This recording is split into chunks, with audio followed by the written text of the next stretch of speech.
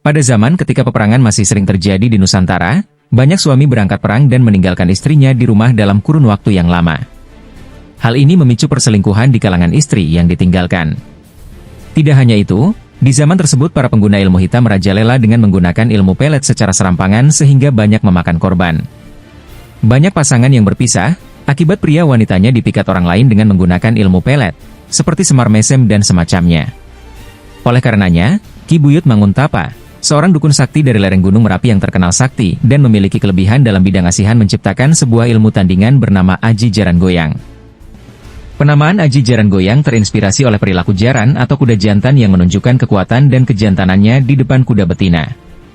Hal ini dikarenakan pada zaman tersebut, transportasi umum yang digunakan adalah kuda sehingga kuda mudah dijumpai di mana-mana.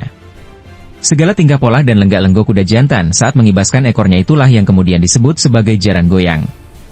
Sebagai salah satu ilmu yang terbilang wingit, Aji Jaran Goyang memiliki tingkat kesulitan tirakat lelaku yang tinggi.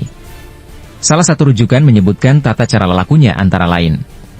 1. Puasa mutih, hanya boleh makan 3 kepal nasi putih, selama 7 hari. 2. Selama berpuasa, harus menjaga panca indera dari hal-hal kotor, segala amarah dan nafsu duniawi lainnya. Cara penggunaan Aji Jaran Goyang yaitu 1. Merapal mantra pelet sebanyak 111 kali saat tengah malam, 33 kali saat fajar, dan 44 kali saat senja sambil membayangkan wajah sang target.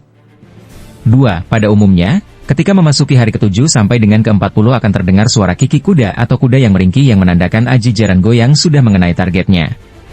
Target yang terkena Aji Jaran Goyang akan kehilangan logika dan akal sehatnya. Bersedia memberikan apapun yang diminta oleh pelaku pelet, baik harta, tahta, maupun kehormatan dirinya. Karena kewingitannya, Aji Jaran Goyang akhirnya menarik perhatian nenek sihir jahat bernama Nipelet. Setelah berhasil mencuri kitab yang berisi mantra Aji Jaran Goyang, sejarah mencatat bahwa Nipelet mampu memanipulasi, memikat dan memperdaya raja-raja Jawa serta pemuda-pemuda tampan di zamannya. Akhirnya, pengguna Aji Jaran Goyang terbagi menjadi 2 kelompok, yaitu 1.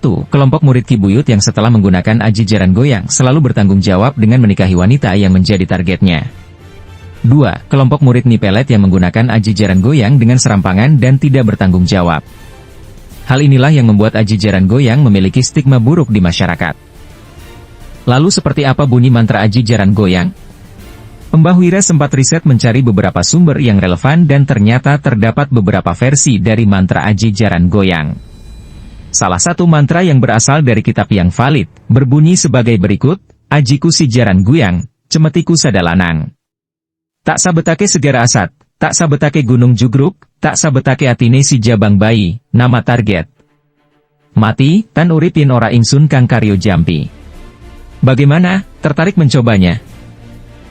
Mbah, bagi mereka yang gak kuat tirakat namun sangat membutuhkan ilmu yang bisa menjaga pasangan agar tetap sayang, atau bahkan membuat orang lain menyayangi diri kita, kira-kira bagaimana? Tenang, berikut Mbah Wira hadirkan beberapa hodam pilihan yang memiliki tuas serupa dengan Aji Jaran Goyang di atas.